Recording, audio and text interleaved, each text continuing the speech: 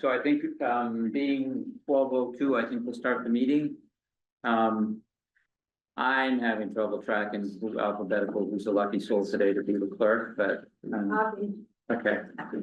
Don't go messing with our system, it's gotta be alphabetical, then we're really good. Well, it's John and like that. He's not here. Yeah, all right, thank you. I'll take one more. Thank you. Okay, so I need to do, I need to do a roll call. I'm gonna start with, there are all these Mark Howard present. Emily, Present. Scott, Peter, Present. Aaron, Present. Linda, Present. Patrick, Present. Dan, present, and then Elizabeth, I see you. You're muted. It's on mute, but she's acknowledging that she's He's here. giving me a thumbs up. All right, that whoops, and you're turning sideways. There you are. Okay, So happy to be here. She's doing something. exactly. On mute. Okay, I figured it out. Yes, hi, I'm here. Good, thank you. All right, and then, Linda is graciously, offered to clerk for the meeting. Thank you for that. Mr. Chairman, Yes, yeah, I'd like to, have us make a motion of condolences to Mr. Smith on the loss of his mother. that's an excellent idea. Thank you, Peter. So moved. Is that- Second. accept? And all those in favor, I guess, say So, aye. Okay, thank you.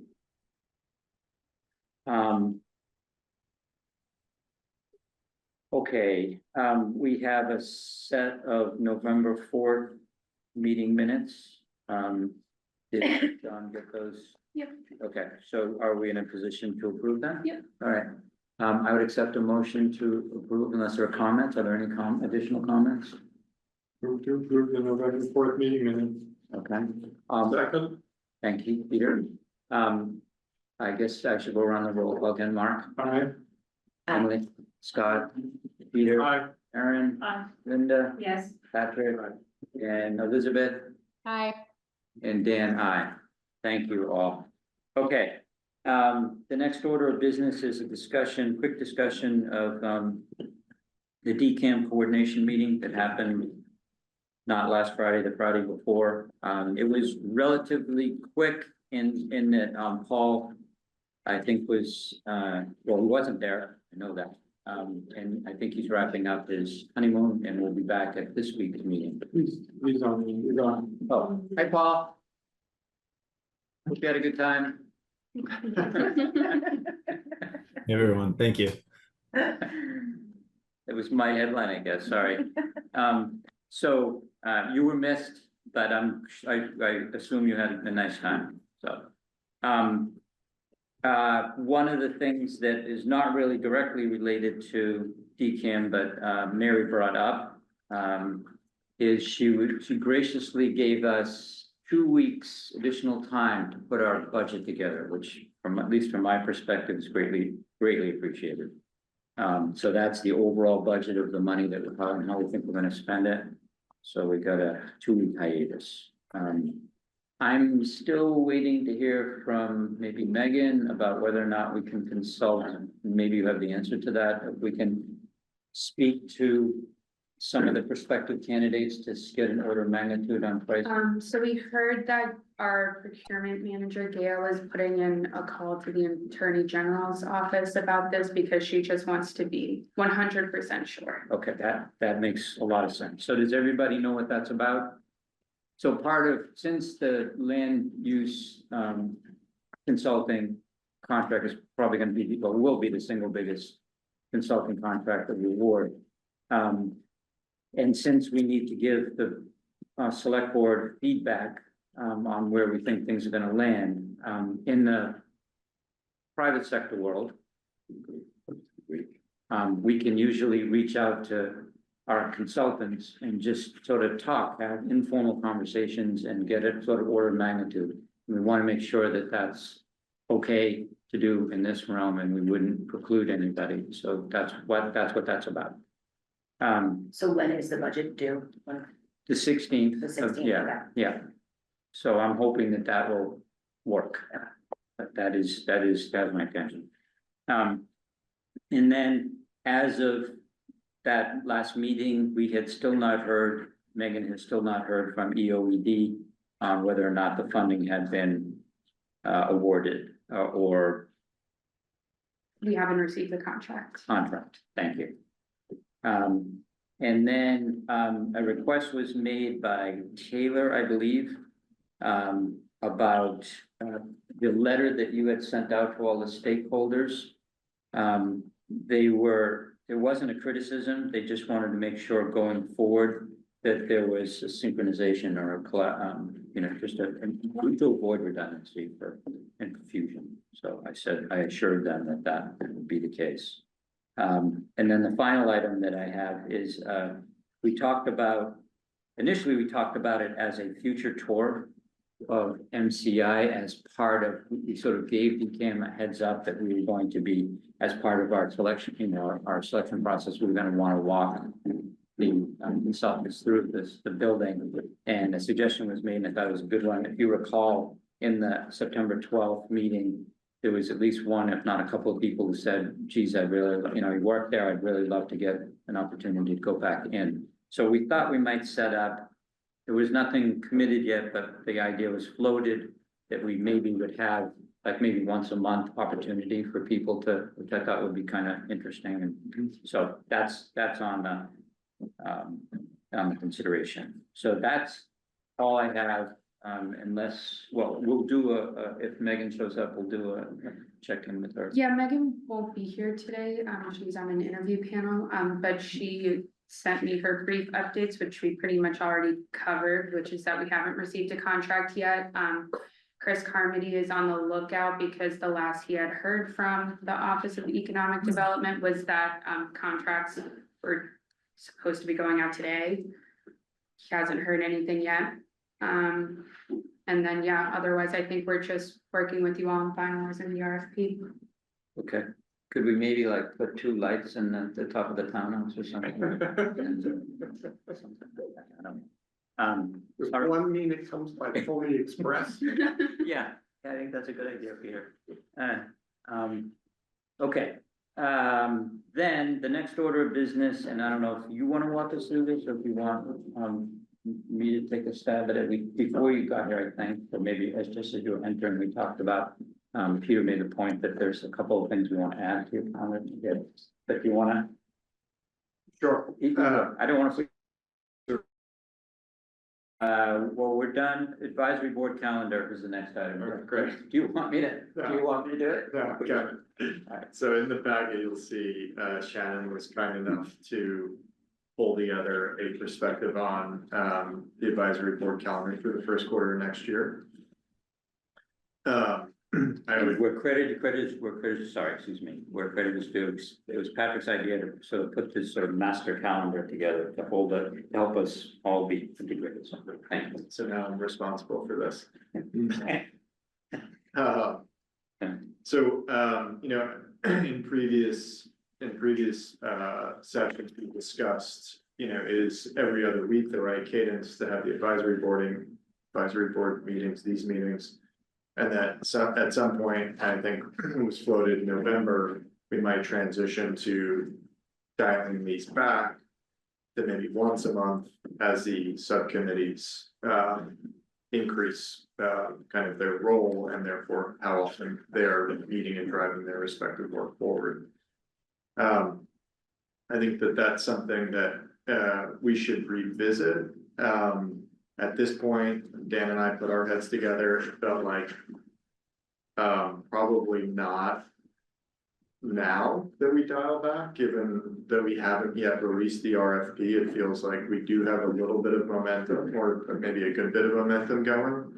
And that until we had that released and kind of had a clear path as to having a consultant onboarded, that, maybe we revisit, at the end of this year, as to how we want to move forward with our cadence, if you will.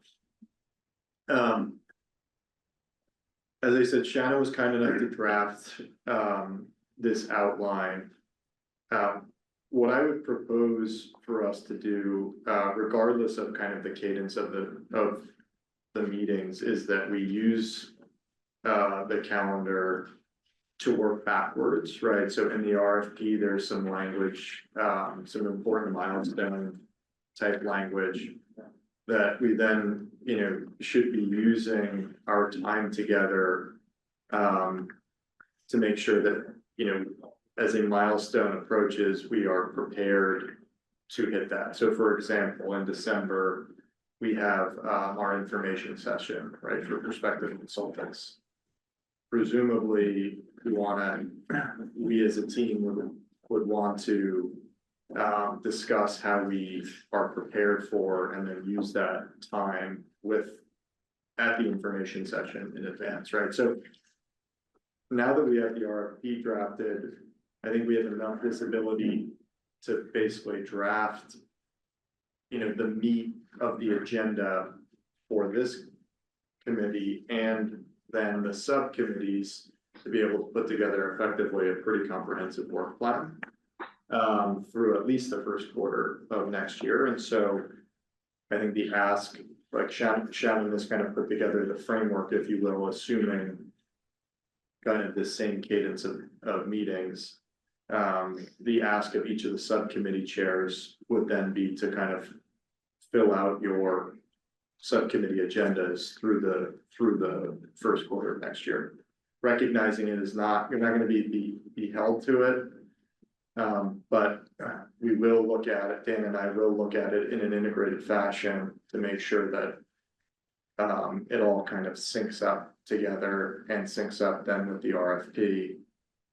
So that, you know, we are where we need to be by April 1st next year, just as kind of a stake in the ground. Yeah, and one of the, I would imagine, one of the ways it might be used is the community outreach group can put this up on their website, their sort of microsite and other stuff. So if anybody is, if residents are curious about what's going on, they'll have an idea of what's upcoming, right? Of course, and I think should be most helpful, frankly, for us. So, you know, the agendas for our meetings, which have become less, you know, week to week or by week to by week. But I think, you know, we should have a pretty clear line of sight as to, you know, there's only so many meetings we're talking about. 6, 8, 10 meetings over the course of the next several months. So how are we using our time in a linear fashion? Is that something I could ask, you know, Peter? I know John's not here today, but he's each subcommittee chair to commit to over the next 2 weeks. We'll certainly bring it up at our next meeting and sort of talk through the schedule. We'll get back to you with it. Thanks. And actually, John already scheduled the community outreach meetings. So they're on here and those are set. Perfect. One thing I didn't see in this. Any, communications that we would have with outside groups, and I have the impression that a number of groups would like to speak with the advisory board. And I know that we've brought up a number of groups that we would like to see their opinion, such as DOT, you know, or Weston and Sampson or other groups. So I didn't see that, and I wondered, was that purposeful, or how then will we go about having a housing group come in should they desire to have some input to the community? And maybe that's part of community outreach.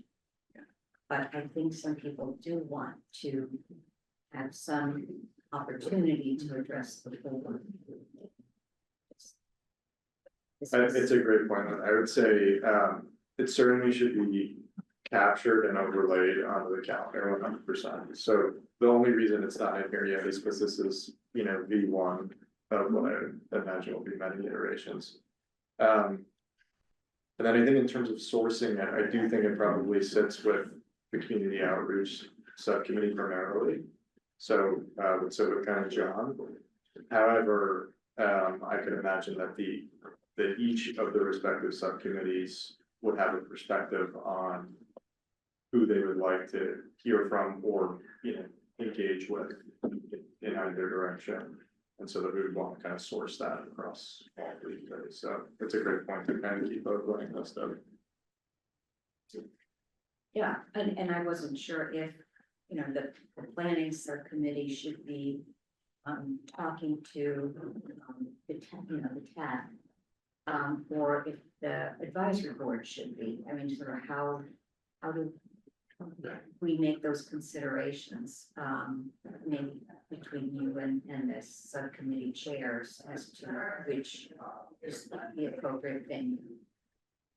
My initial response is, my initial response would be that it would emanate from the subcommittees, and then it would be brought back here, and because to your point, if there's a miss, if there's like, yeah, but you're not quite understanding what the sensitivity or the concern is about that, then this is an opportunity for us all to, you know, put our heads together and identify that. I think the first introduction to that, and maybe I'm being overly optimistic, but was the letter that the CEO sent out to Shannon, just saying, heads up, we're gonna start, you know, we're gonna be starting to do this data collection conversations. And so hopefully that's an opportunity for somebody to. Well, I can take it back to our subcommittee as well in terms of like, depending on the feedback we're getting, but alternatively, are there groups in there that we want to start proactively engaging with? We'll address that. So I just want to make sure we're all on the same page.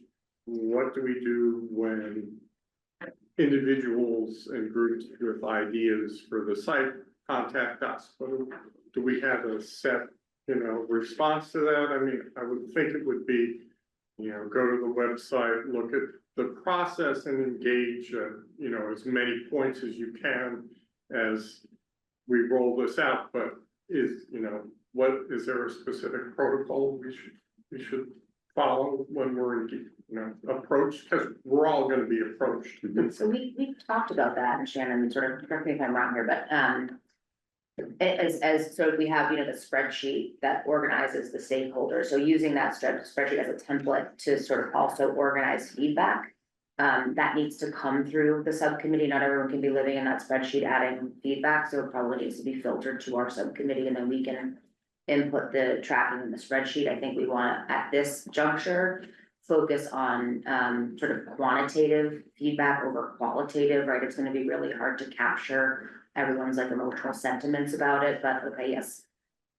This group or person gave feedback about affordable housing, this one wants some industrial, right? So to sort of, and then we can pull from that sort of the primary points or what seems, if there's consensus for the feedback we're receiving. Great. Does that answer the question? Because So, there are regular emails. Summarize, we send it to the communications committee, Okay. your approach. Okay. Send it to the MCI board email. So that's MCI Concord board at concordma.gov. So then, that's the easiest way for me to track those specific emails. So even if it comes to your personal email, forward it to that. So, MCI Concord board at Concord Gov. concordma.gov. That's the same one that's published on the website. Yeah, and so that goes to me, Dan, Patrick, and we're adding John to it. And the idea is that can be tracked over time. There are certain groups, and so in the legal affairs and government, we were thinking about groups like, you know, the Department of Transportation and others, Mass Historical as groups, where we've already identified them that they're sort of consulted rather than informed. So we're trying to understand what they might have going on at the moment and who they may have identified as already a primary contact for this process, so that we've kind of primed that communication channel.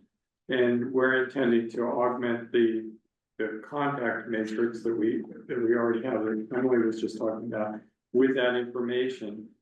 And ideally also track those conversations through the same mechanism, so that hopefully, even if it's, you know, comes up with land use or something like that, whoever needs to make contact with that group then knows what we've already said to them and what kind of responses we've gotten back.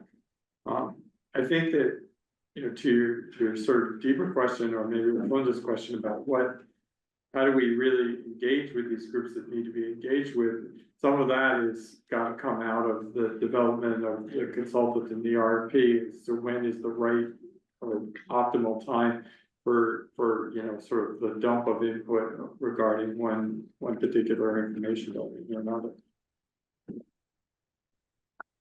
I think that's probably a little later.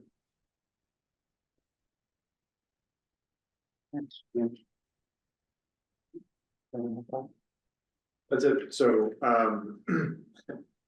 let's circulate a very simple template for agenda. You don't have to fill it in, but conceptually, you could use that as a guide. So that'll come out, coming out of today's session. Yeah, and if there's utility, there may not be, or it may not be necessary, but if there is value, I can certainly put it back and I can plug all that information into the original critical path thing. We can decide whether or not that's helpful. Some people it's easier for them to understand the information that way. Some people do not. Okay. Thank you, Patrick. The next, and Shannon, the next order of business is reviewing and talking about the draft request for proposal for concept planning, economic analysis, and zoning.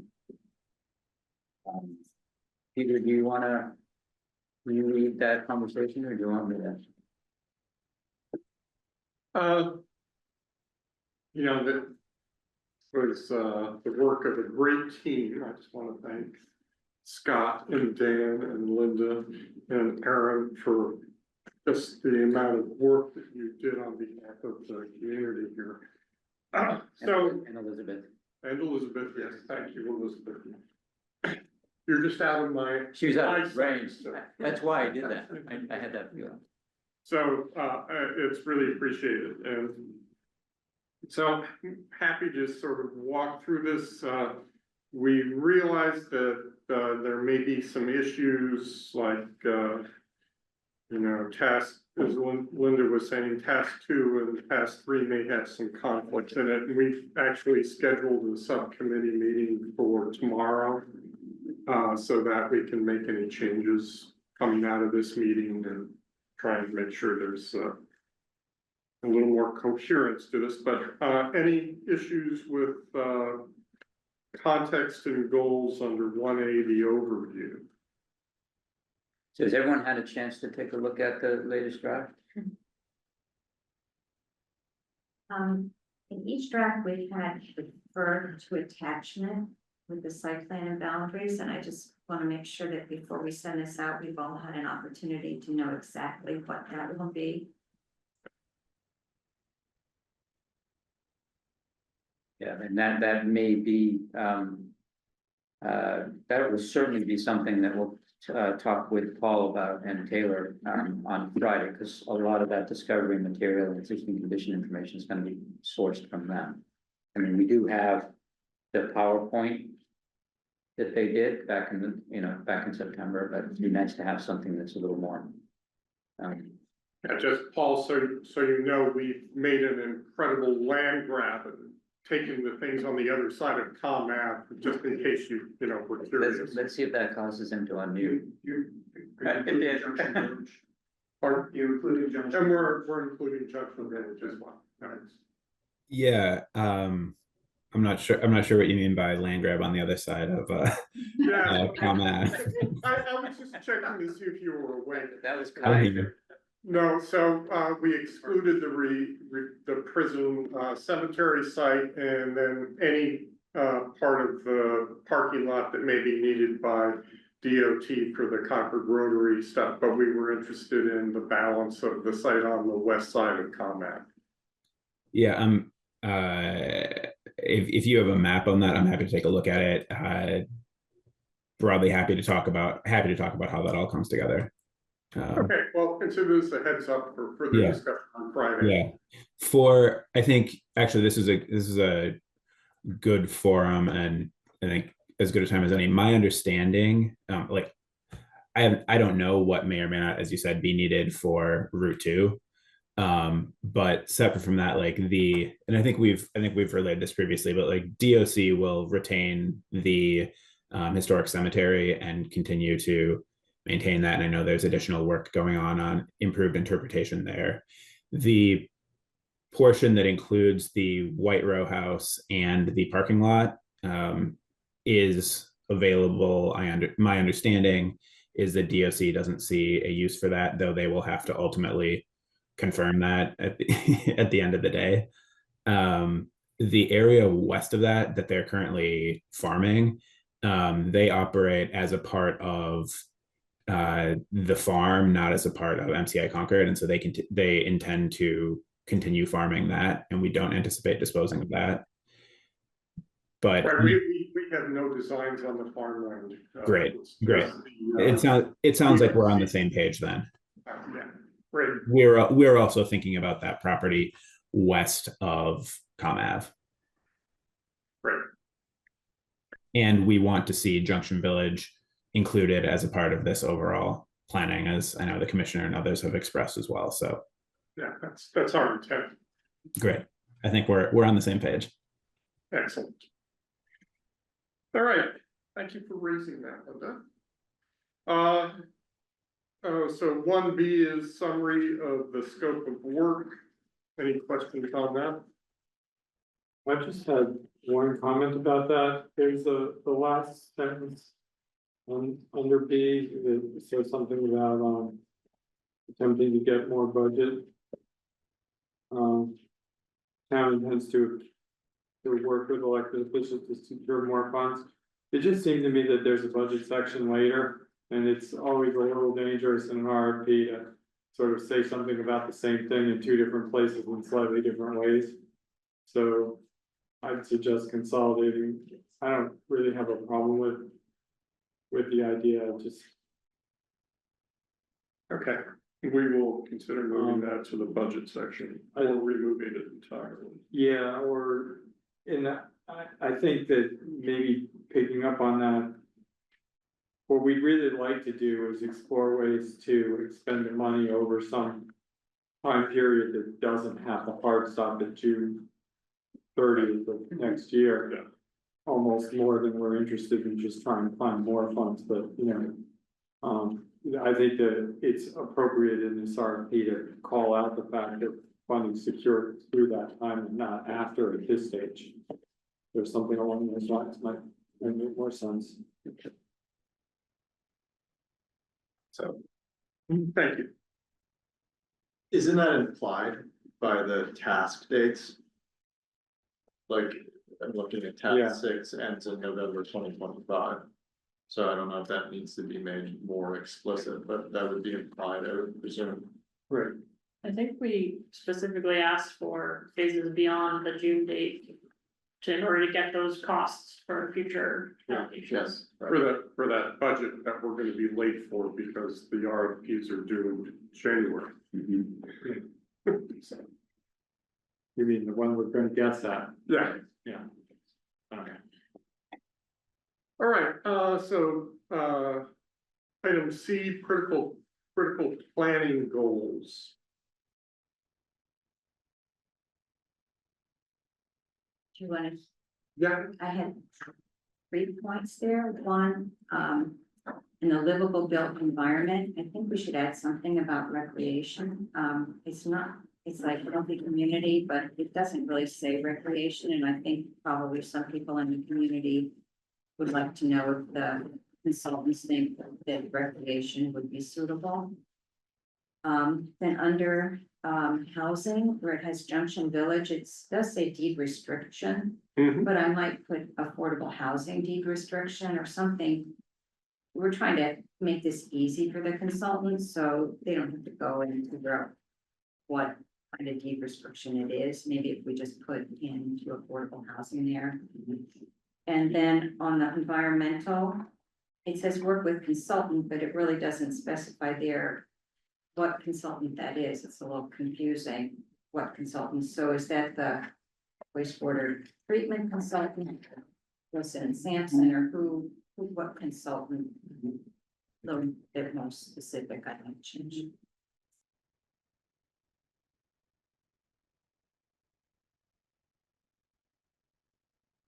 I wanna have you edit my emails. All right, task 2. Sorry, this is a very, not just minor thing, but just think about how, like, if there's any order to how the roles are laid out. So the priorities. Yeah, is there any prioritization? No. There's not possible. You can rework it. It just, okay, it just begs, I think it begs. a Maybe make it question. alphabetical or something. Yeah, I'd make it alphabetical or say that there's no order, just so that they don't think it's prioritized. I did have one question on Concord's needs. You know, ensure alignment and consistency with the town's comprehensive long range plan, like, will that trigger, well, can we see what the long range plan is? I guess it should be an attachment. I think we had them. It's an And attachment, Concord, yeah, it's an Okay. attachment. great. So is there an element of helping the town prioritize amongst those critical goals? Is that? I think that's.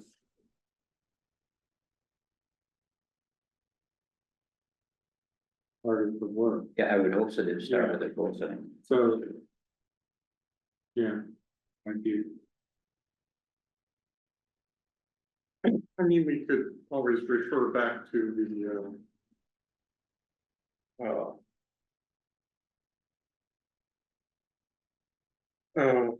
prioritization that we did in this, That's what I was just thinking. advisory board meeting and goal survey. So we could just list it sort of based loosely off of that, if that would work for people.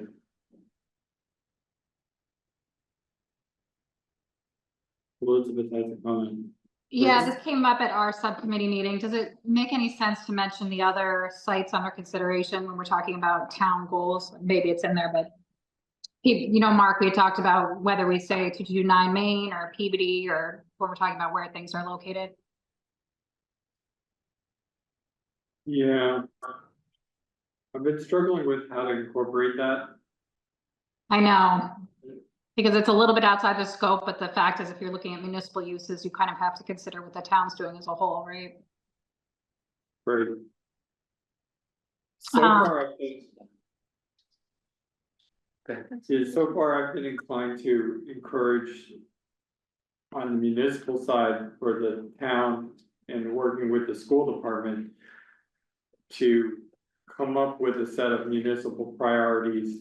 And approach, sort of boil down those opportunities and bring them in as one piece of input to this process. Which indicates a preference, rather than trying to expand this process to what would become a townwide planning effort for those other sites. It's interesting that, you know, the Peabody site. At least likely becomes available well before this site does. And the 2229 Main Street becomes available probably after this. So we know there's an ordering in there that's useful to understand, and having a vision of how. Each of those sites is involved in solving the townwide needs is really important. And that's why you'll hear the select board talking about the land use matrix and some of the prioritization of municipal needs that we want to get into there. And you know, it's an active discussion about how to spin that up. But we recognize that it needs to happen. Is there any language you'd include there to buttress that a little bit, or say something? If not, that's fine, but. Yeah, This is collaborate with the town of Concord staff. In order to potential needs. yeah, That's under community cohesion interaction. right. I think that covers it. Obviously, when we talk about it in response, we need to be sure that gets covered there. I'm sensitive to the fact too that we seem to, we at least think, without having seen these contracts, that there's some restriction on what we can spend the state money on. that might preclude getting involved in that. I mean, obviously, if the language comes back much broader than we expect, then. Yeah, I agree with what everyone's saying. I don't know if there's just something in there that we can't say, that we could include town staff and school committee, you know, someone that would kind of make it that you have to at least talk to people outside of, you know, Yeah. get involved in a larger conversation. If you think town staff does it, I mean, it doesn't totally do it with schools, but I just raise it. I mean, it's fine. I don't want it to come out of the blue that we have to have those conversations, but there is really the town manager should be putting together a priorities list, right? So. Right.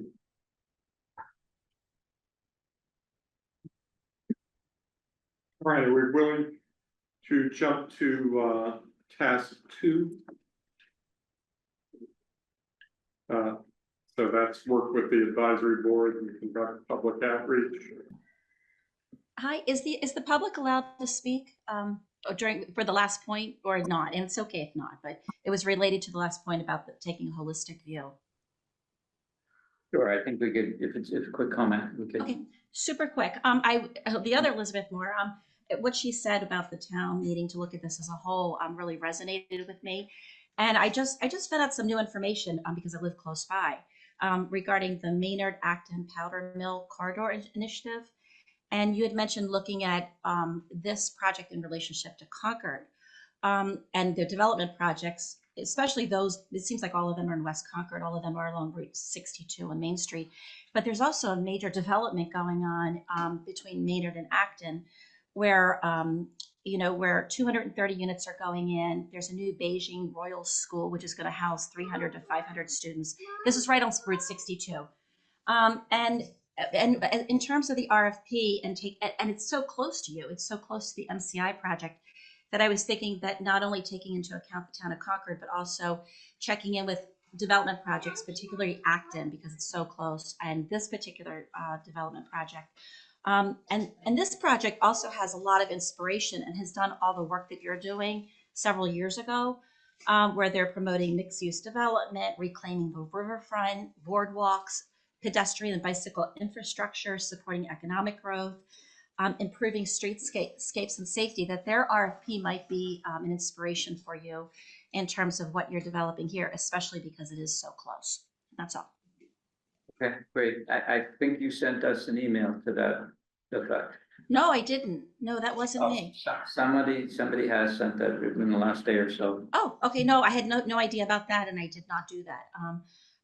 This was something that I just individually discovered myself and just put together some notes for this. Thank you. Thank you. Other task 2 items? I think, did we get rid of one XXXX? I think so. All right. So other task 2 items? Yeah. I don't know if anyone can answer this, but I was confused about the request for marketing. And I wasn't sure what was meant by the consultant will provide marketing and communications. And so I understand outreach and communications, but I wasn't sure what our marketing plan was. That's under two, you said? Task 2. Just the second paragraph, first line.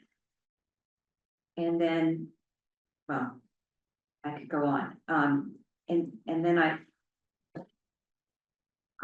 just wanted to comment that I think it's difficult in an RFP to start introducing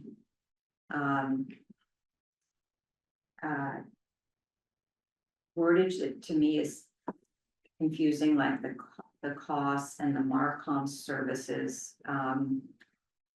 So is this not what other people are reading? No. No. Not saying that. This is the drafts that I sent out on Friday. So you two look like you're looking at a different draft than what Linda is looking at and what I'm looking at. I know if I see the mark on them, I just don't know where everything that came into play. I think maybe John added that. or- Yeah, this whole section was written by John, so at this point, I think it's hard to comment on exactly some of the things that he meant by marketing. I would like to think that the marketing is sort of semantics, and that's just the word that he chose to think about how the consultant would maybe do some graphic design and stuff for the website. But I can't exactly say that. I think if you want to, you know, change some of the abbreviations that he put in to just what it's called, we can do that. I mean, we're, So the cause is the community outreach subcommittee, Yeah. which is of the advisory board.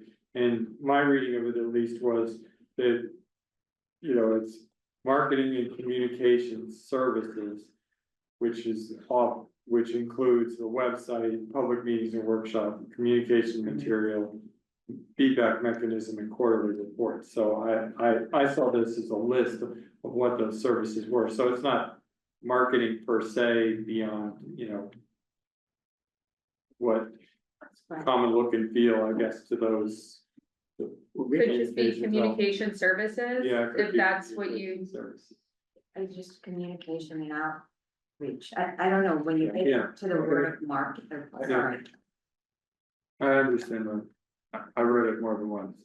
yeah, I think originally we were gonna have an outside consultant doing this.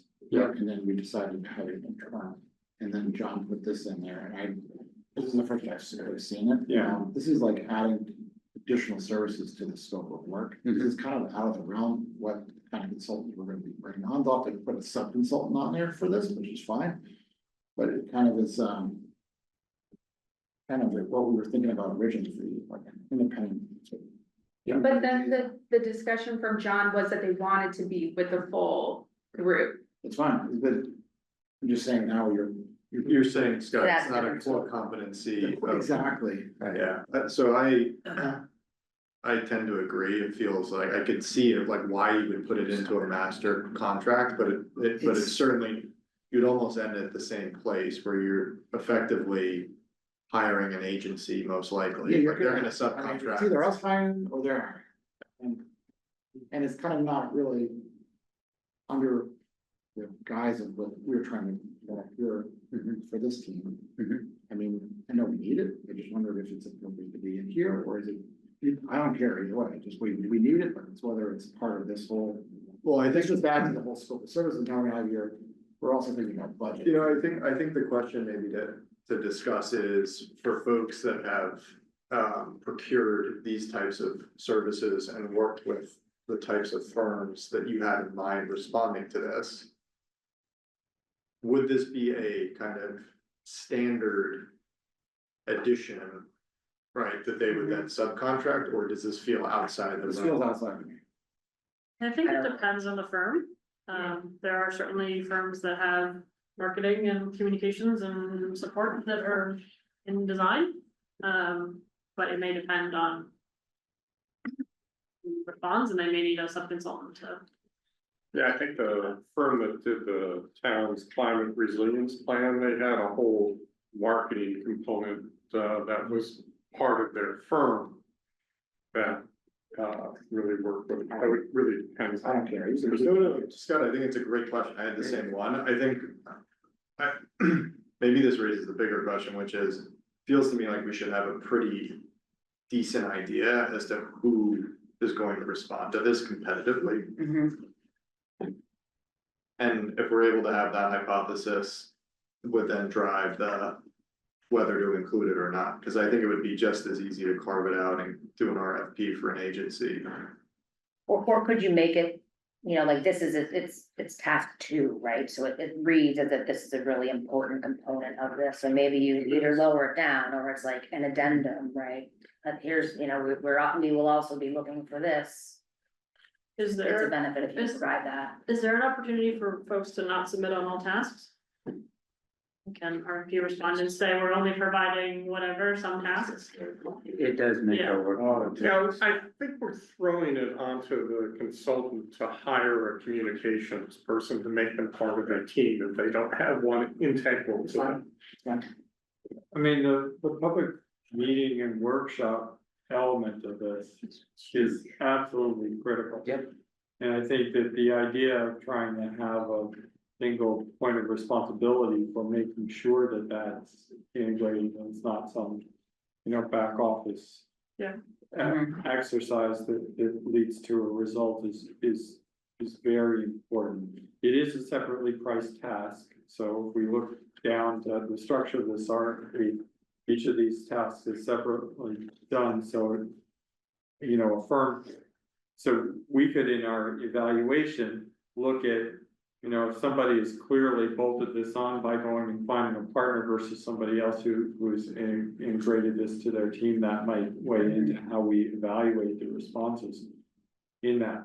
My recollection of the discussion that kind of led to the idea of putting this in here was we also had the town manager offering Donna's services and increased support from Shannon and Chris Parmody as a way of sort of bridging the early days requirements for communications that we need right now, allowing us to bring in somebody a little later in the process with a little more focus on this planning and visioning thing. So I'm curious, but I would leave it to those of you who know as who's going to respond better or who's likely to respond better, whether or not be well received or make it harder to get responses.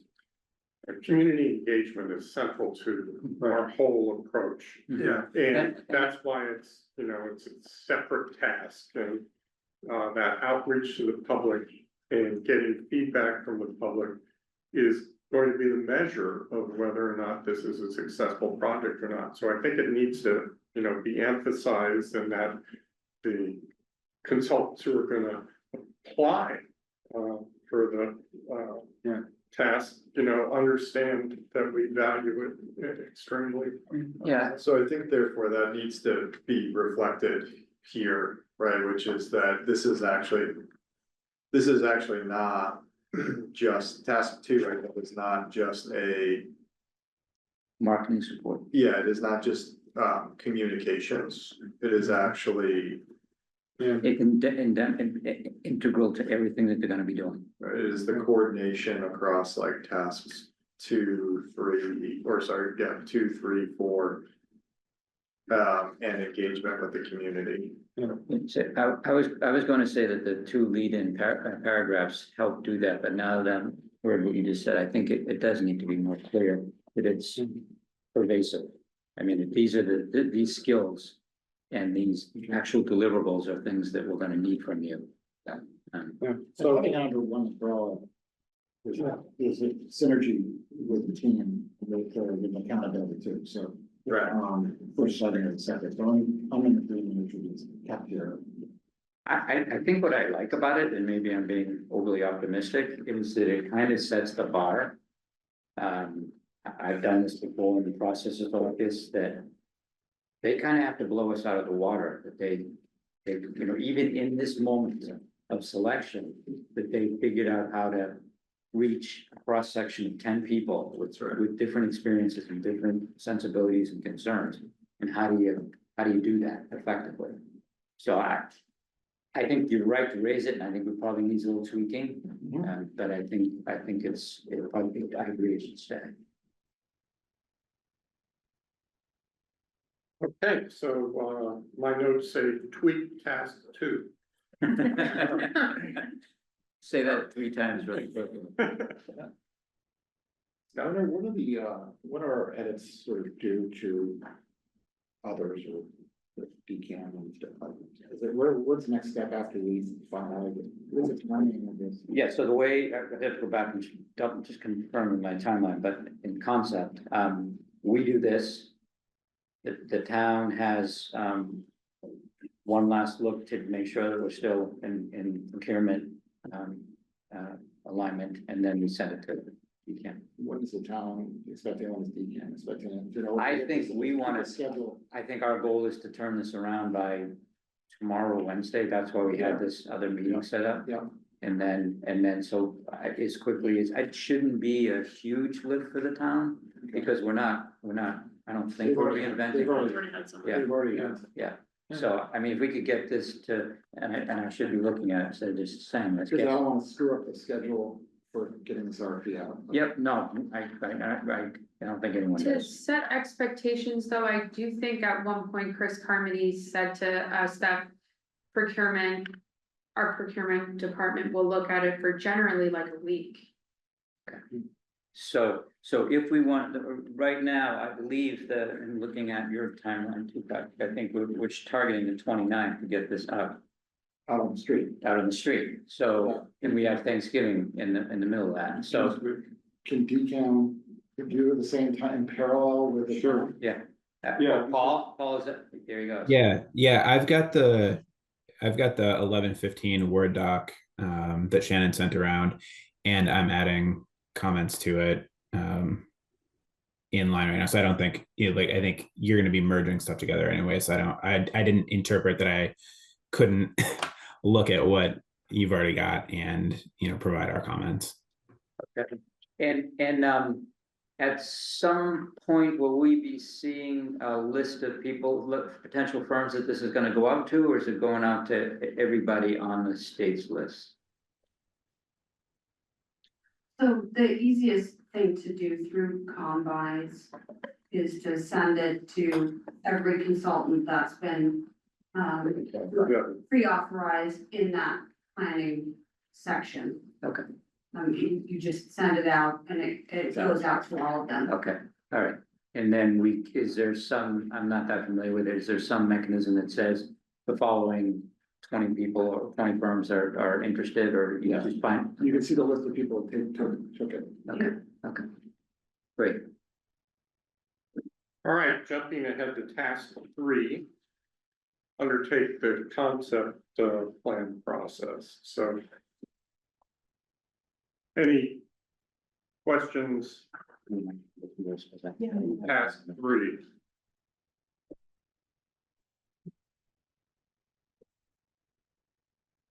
I had one question, in that we do mention a number of groups to coordinate with. I don't know if this is appropriate in this task or not, but we don't mention the fact that, the Transportation Advisory Committee and the Historical Committee both have ongoing consultant projects, that it would seem to be logical that the consultant would want to have some interface with, or that we would want them to, and I don't know where that should be placed. I mean, don't want to miss anybody, but we need to put together a list of people right now that they have to. Well, we have the list of, that John's group created, the 96 stakeholders. I mean, and we also have, which is overlapped with the DCAM's list of 12 or 10. But are we asking this consultant to meet with 96 different, that seems A lot. ridiculous, we need to meet with those groups Right. and then tell them what's priority. Yeah. Like, So we identified the town's transportation consultant meeting with Stan Tech to review the transportation issues. Maybe we should also do just add the historic preservation consultant. Okay. there's a recycling and reuse or something. Yeah. Oh, there's historical preservation over there. In task for it. Elizabeth, I think, had a comment. Oh, and task 4. So just slightly different, the historical commission will actually be a consulting party under the section 106. Whatever happens with, the historic buildings, so, they're kind of a little bit above, let's say, that advisory committee, so I do, the consultant will reach out to them. And, along Mass Historical Commission. As actual consulting parties. Okay. It's a little different. Yeah, so I'm not sure we actually need to We don't need to. put that in based on this. All right. Other task 3 questions? If not, we'll move on to task 4, economic impact analysis.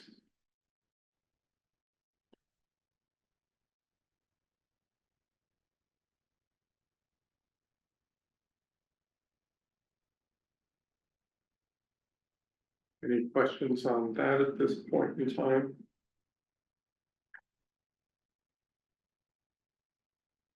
Then we'll jump to the task 5, the draft zoning ordinance and zoning map amendments.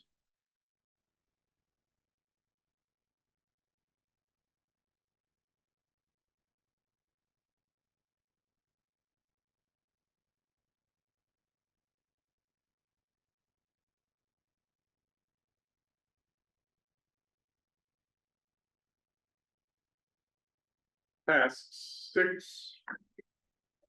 Final zoning ordinance and zoning map amendments. Preparing and getting through town meeting. Yep. So we had questions here about what the number would be. We went back and forth on this under budget. As we jump to, Can I ask a question? yes, please. Can I put Paul on the spot? Paul, you've seen the scope of work, all the tasks that are required here. You've put out RFPs, obviously in the past, there's similar nature. Can you sort of guesstimate a range based on the scope? I'm not trying to be on the spot. Is this, are we in the range or not even close? You just say yes. Are we in the range or not really close for a budget? Yeah, I know that this scope varies in, some ways from, what we had been contemplating, but is, within broad strokes of what, I've been thinking about and that I've shared with you. I think you're in range here. Okay, thank you. Yeah, I can't speak for how firms will respond to it, but I would say this sounds like it's in range. Well, we, yeah, we think it less. Oh, no, You think less? I did, Well, and the 600 we note as being by June 30th, so some of these tasks take place after that. Right, yeah. So, yeah, okay. I would encourage us to do less. Yeah. I don't know. All right, we also debated whether or not we should include the number. Well, Right. that's what I was gonna say, does it like, Just sort of, I don't know. like if they're like, oh, well, I have 600 to work with, Right. I'm gonna end at 600 versus. Oh, sorry, Alan. Yeah, I just want to offer that there's also, we've had staff that have other discussions on potential needs, not just volunteer. For the wastewater, we're thinking about what if we want to expand that facility for the benefit of this redevelopment. So, I would just say, I'm not sure it's all inclusive as far as what your scope is. I just want to, we've had staff discussion, but I don't know what's been communicated here, but Not much. just, I think it's important to understand there should be some pre-board for other work that may not be envisioned here. I think that the question about whether or not to include a number is a good one, and it's an important one for us to talk about now. Can we put Paul on the spot again and ask Yeah, if they normally do that? Paul. Yeah. He took off. Yeah. pay no attention to it behind the curtain. I mean, one of the strange elements of this sort of process is, when the legislature allocates funding for something and puts it in the public budget, and I could see Taylor's probably gonna help us here. It doesn't take most of these consultants that work on state's contracts Yeah, they'll- very long to figure out how much money they're likely to have, so. Yeah, Taylor. Taylor. Now Hi. you're on the spot. Hi. Hi, good afternoon. Paul's had another obligation at 1, so he just sent me his apologies. He had to hop off. You want to wade into this? The question, I think I would go with your procurement team, of course, to list the funding source. Maybe going as far to list the funding amount is unnecessary. Obviously, they can go through and do their own diligence if they see fit to see like, oh, what is that amount? I don't think that would rise to this occasion. And like we said, this is pretty much ballpark, what you would get from a like all-inclusive urban planning and design firm. I think Thank that's you. the right point to have in our back pocket, but we would advise for you to go with what your town says if including a number is appropriate. Okay, great, thank you. So, All right, so that's a question we should ask the procurement. yes. I would not put in. Okay.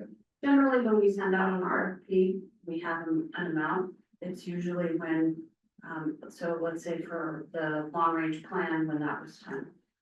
We only had $225,000. That was it. And we had to put in an amount because it was a pretty, heavy lift, and we were kind of on the fence. Is that gonna be enough or is it not? So that's generally when you put in an amount. There's even with the inclusion of the community engagement piece of this, yeah, you're not gonna see things north of 600. Okay, great, thank you. You should, well, I should say, you shouldn't. Yes. So if you do the math, it's a lot of money to be spending in a short period of time. Yeah. It's hard to imagine staffing that many people, but anyways, Peter. All right, that's great. All right, and so this last, the end of this paragraph, if we remove the amount, just it would sort of read somewhere along the lines of the town expects to enter into a reimbursement basis contract with the Executive Office of Economic Development for state funding to be spent by June 30th, 2025. And then we just sort of add some of the stuff from 1B, the sentence that Mark brought up about intending to seek for it. Well, it's actually there. It's already anyway. there at the end. So yeah, I think we just strike that from 1B. All right. All right, so I think that's great. Then schedule. Any questions on the schedule here? Then submission. And what we're asking people to submit. I have one question, I guess it's under submission evaluation criteria. With the requirement that the applicant be conversant with climate positive design.com Pathfinder app. And this is just because I have no clue what this app is. It's like a PowerPoint for the planning world, and it's just we actually use this, or is it something that's esoteric that, some consultants might look and say, my staff doesn't use that, and, we might lose some potential interest in it. So I have no familiarity. I don't know who put this in, and maybe they could just give us a little education on what it is and why it should be in there. Yeah, so I had attended a session at a Green Roofs for Healthy Cities conference a week ago. And there was a professor from Harvard who was talking about this designing open spaces to become climate positive, and she created this climate positive design app, and it's been used about 350 places worldwide over the last couple of years. So I would say maybe not be familiar with, but become conversant with. It's really easy to use. So I want to sort of encourage the spread of this project, because you can look at a project and even just the hardscape that you put on it, and if it's asphalt, it can make the project, and the way you operate mowing it, it can give the project a life. It won't become climate positive for 30 or 40 years, but if you change it to cement with add-ins to it that are recycled, and we've got a whole source of recycled materials right next door that we're gonna make go boom. Then it really lowers the lifetime, carbon impact, extensively. So I wanted to sort of, I recommend removing it from this section and putting it, if it's important, putting it into one of the tasks as ideally being controversial, but this is getting too micro in my point of view. People are gonna get confused by this if they don't have it. I like the idea of it, I just, we wanna get as many people pursuing this as possible. So I don't know how can you put it into we can ask it as a question in the interview process. Can we put it into it?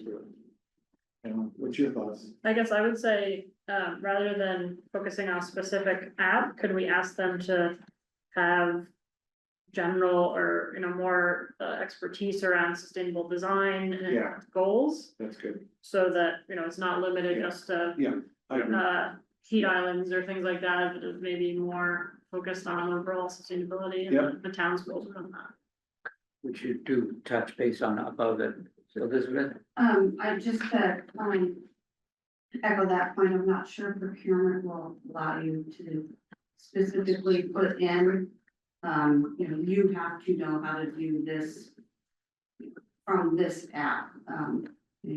Familiarity with sustainable design and, You could probably include like climate positive as like a term, Turn on, right. not necessarily. Okay. Yeah, two quick ones. December 14th is a Saturday for the informational session, so I don't know if that was on purpose. No, No. Probably want to change that. And I believe that February 17th, which is the award day, is President's Day. So I'm not sure if it has. Holiday, but- yeah, so the original, sorry, The 14th is a Tuesday, so.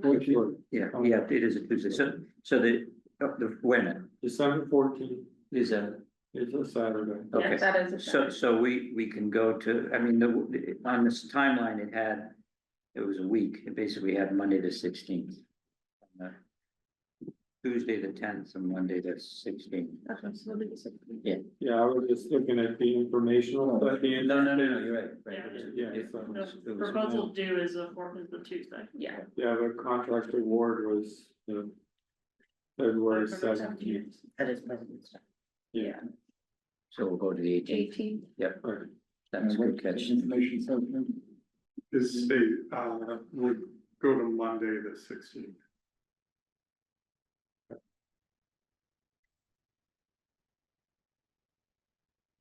My question about our, January 2nd is questions due because it allows people to really get into the RFP and ask questions, but there's a holiday before that, and we also need like a week to answer all the questions, and get back to them in order to respond, but I guess that would give them, February 2nd is Sunday. January 2nd. No, it's a Tuesday. Oh, I'm in February, sorry. So my question is that you want to have a Thursday. Sure, I vote for Thursday. sure. So what are we changing it We're to? changing it to the 4th. I think. for this, Fourth Saturday. Oh, wait a minute, no, you said the 2nd is a Tuesday. January. That's February. January 2nd is a Thursday. Thursday, sorry. Okay, all right. So what's the date we're putting? So we're Friday, changing the January 3rd. second to the third. All right, Just before we move away from this, I just wanna remind you that, December 16th, you also should be having an advisory board meeting and are presenting your budget to the select board that night. So that's a busy day. It is a busy day. So I don't know if you wanna consider that, Thursday or Friday before for the informational session? Yeah. Yes, Yeah, please, Okay, so the 12th, the 12th, yeah, yeah, but 12th is better. that's Okay. usually on that day or shortly around that day is when most of the questions that you know, are gonna need to be answered by the response packet, so hopefully. Whatever day the last RFP questions are due is kind of. Not. That big a day. Yeah, no, I mean, 2 weeks to. Yeah. Normally, you read through it, you write down the questions, you're ready to roll. Yeah. So I think that's 2 weeks. And you can start getting questions literally from the day after. You get a lot of questions when you first issue an RFP. Yeah. You get a bunch more in the information session. Have to slow down. And then they slow down. All right, so good. So the information session, we should coordinate with DOC to make sure we can get a tour. Because they're gonna wanna see the site. So it was brought up, and I'll bring it up again, but it was a different date, and that last week's kind of, we also said 10 to 16, so. I'll tell them, so right now we're saying 12.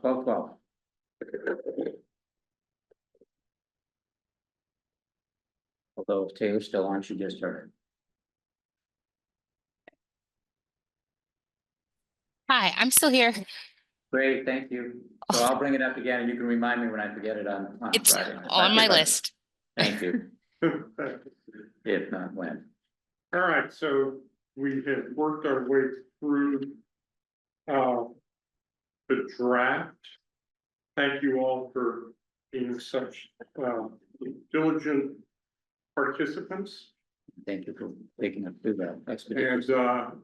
the land use subcommittee is going to meet tomorrow on Zoom, and we'll go through and review the changes and make sure they get integrated in, and then we'll give it back to Shannon to circulate once again.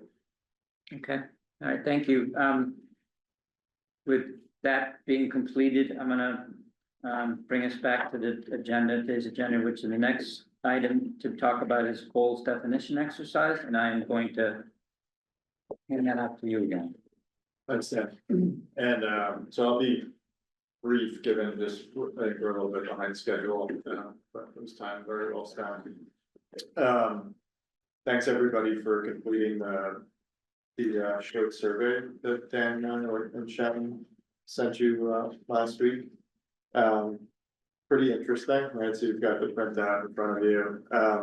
You know, what this, just as a reminder, what we were intending to do with this is across our advisory board to solicit kind of individual perspectives, now that we're a bit smarter on the property and the process over the last several months as to what, you know, we might see as the end goal or the end outcome of the redevelopment. And then a bit separately, how we work together as an advisory board. And so you'll kind of see that here in you know, question 1. And then again in question 3. Those are the questions that we were asked of you. All we've done here is very quickly kind of did 2 things.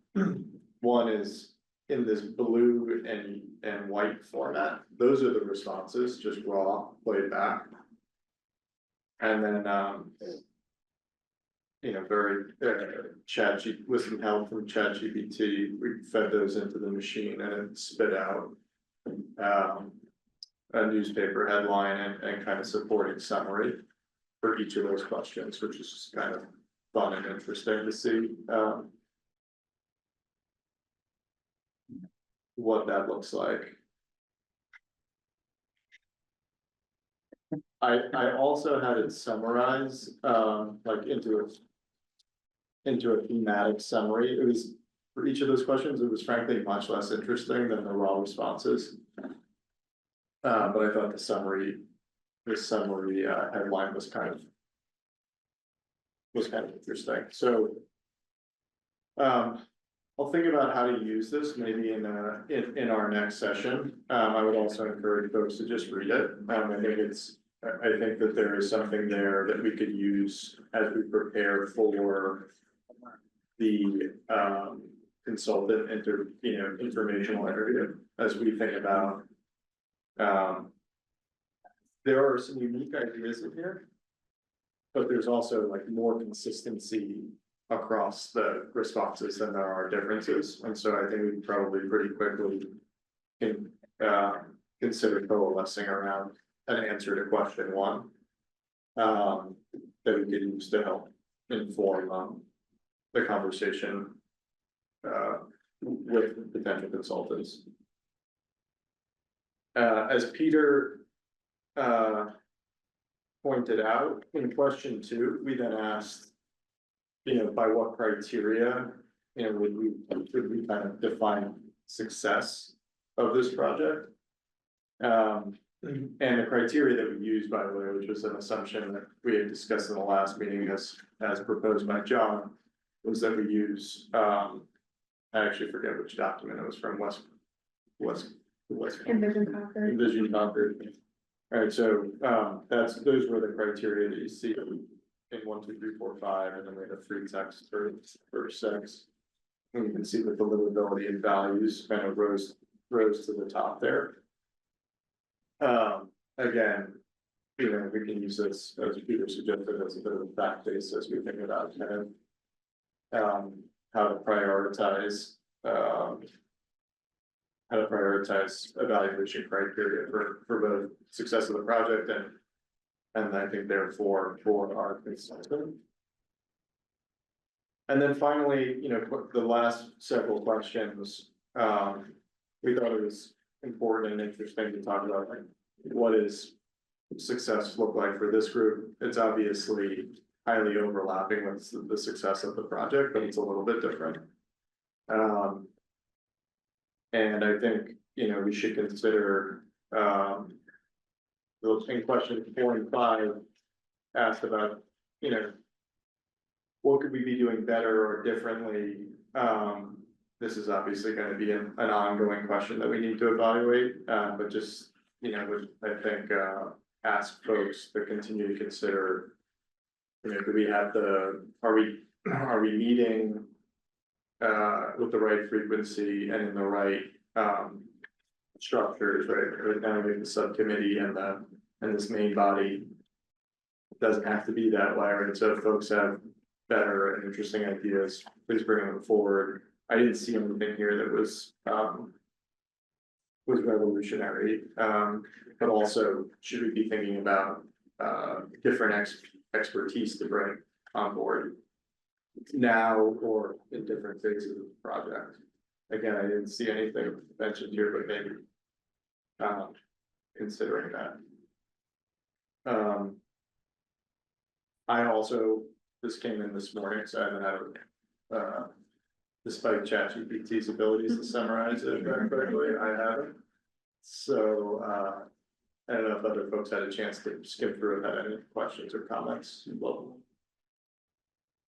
My comment on the exercise itself was that when we try to prioritize the 5 elements, it was surprising to me how hard it was to make mobility and accessibility feel like it should be the priority that it's a pain.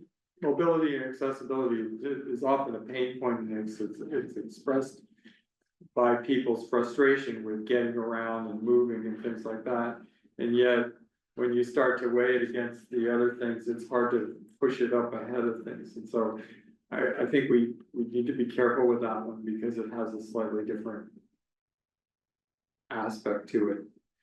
And it was funny when I was forced to rank it. I'm not sure I even put it in top 3, and yet I know it's out there. If we get it wrong, it'll be really bad. In some respects, I'd imagine, if I understood what you're saying, it's a little different whether your experience of Route 2 is just as a throughput or as you're crossing over and trying to make your way through the town. Yeah, and I think that, when you think about exactly what that site could contribute to what West Concord feels like, what the Concord Center, the village center, does it successfully help us integrate the sort of orphaned things on the other side of Route 2. There's a lot to consider there, and again, I think people tend to express that in a negative way, where some of the others are sort of positively correlated in that. So. Yeah. I just had, when I was forced to actually try and decide between that, I recognized that that was what I was doing. Well, I think there's gonna be some tension between the idea of, is this a destination for people outside of Concord, or is it, you know, to your point? And that's gonna have to be sorted through. I mean, if it's at some level, if it's, you know, given this amount of land area involved, you know, it's gonna take a lot of people to sustain that. Yeah. Right? And at the same time, you know, it's so you need that from the economic driving part of it, and at the same time, we're very much about maintaining the historic rural character of our town. So it'll be interesting to see how that evolves. It's nice.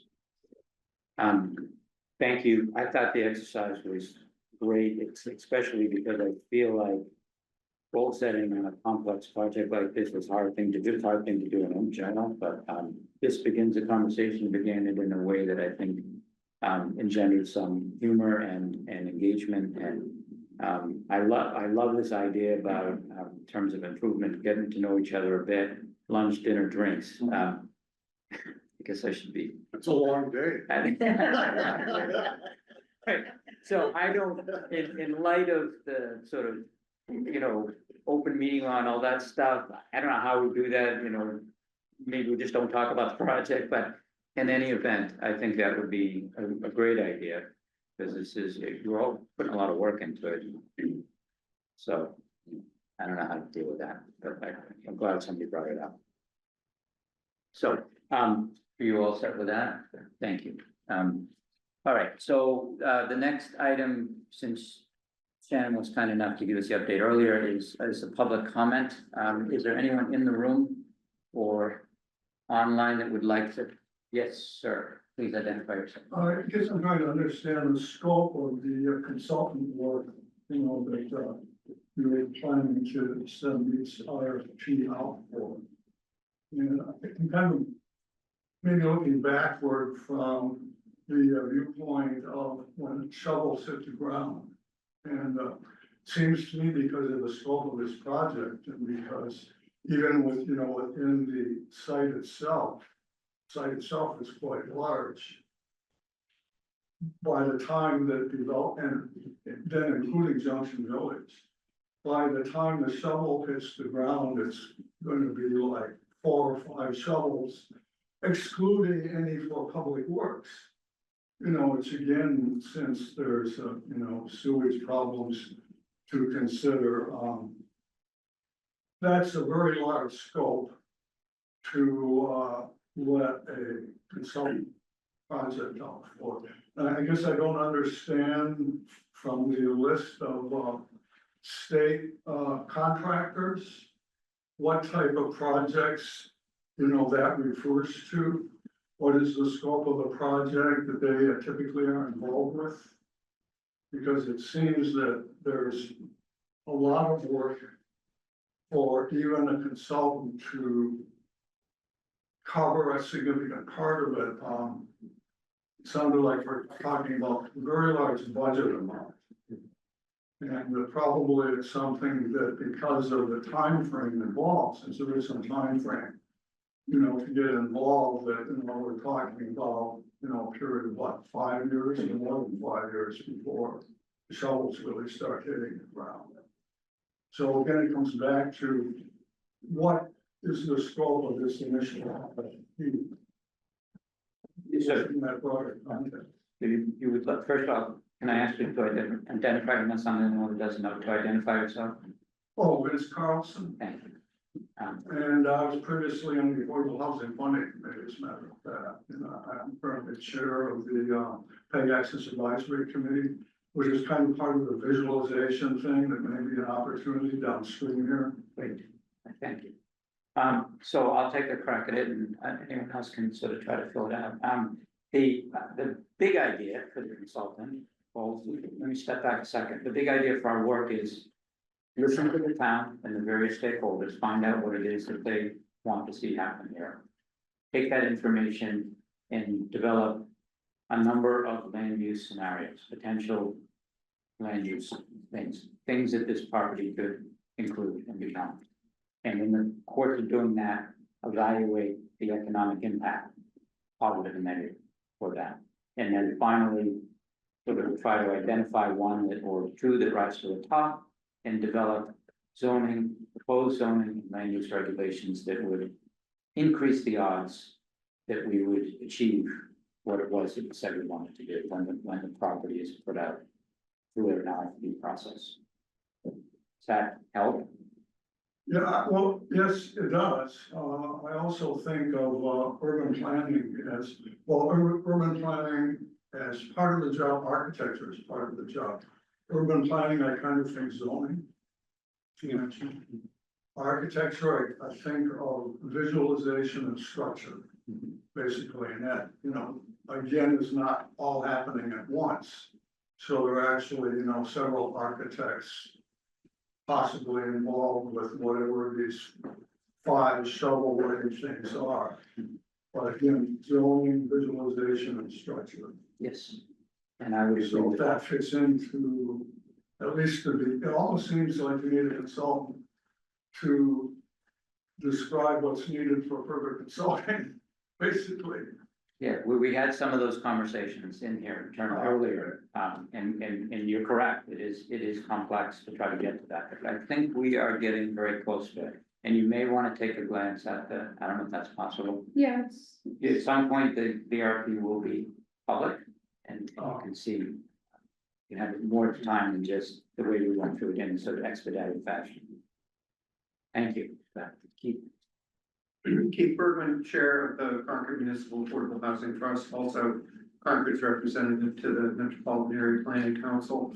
And on both of those areas. First, the Concord Housing Roundtable is has a quarterly meeting, next quarterly meeting on Tuesday, December 10th at 5 p.m. on Zoom.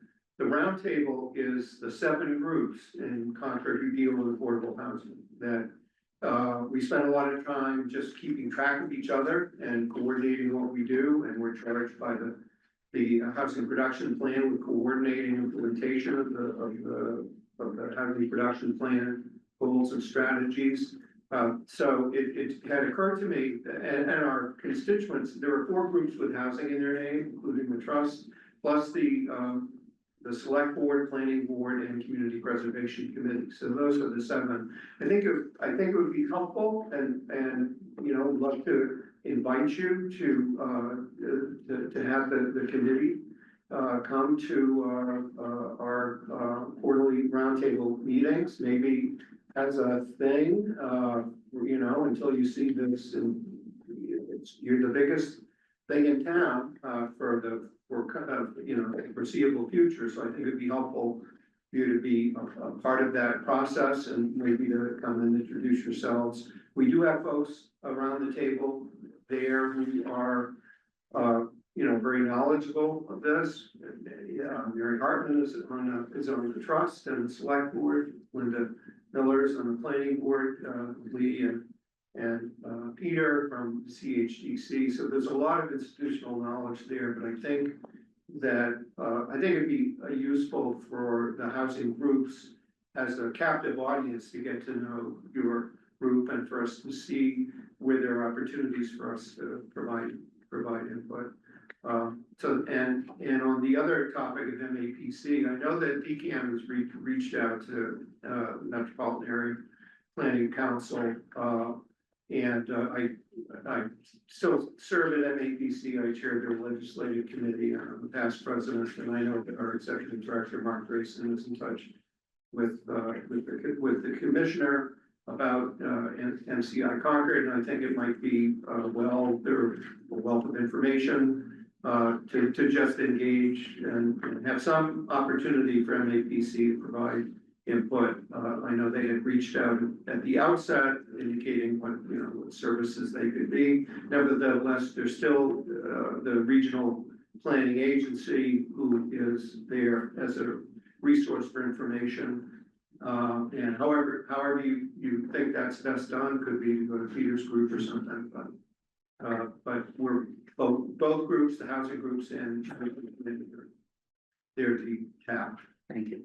appreciate the invitation, and I think that's a great suggestion about land use. So sort of along the lines of what Keith is, was bringing up with MAPC.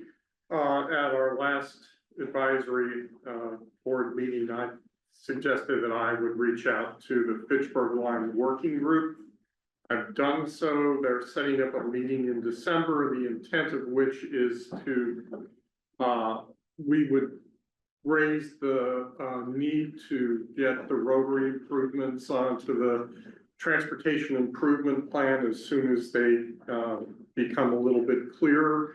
But it's all about building a coalition, and the Fitchburg Line Working Group is a coalition of communities that stretch from Cambridge to Ashburnham along Route 2, and they're legislators. So I think we'll start that process, and as MDOT's plans evolve, we'll be there to make sure they get onto the transportation improvement plan and get implemented faster than they might without our persuasive. And that's Fitchburg Corridor Working Group? Yeah, Fitchburg Line, Commuter Rail Line Working Group. Great, thank you. Anyone on the, all right. Linda? I have a request. And I wondered if we could get, two documents. One would be that RFP for Acton Maynard.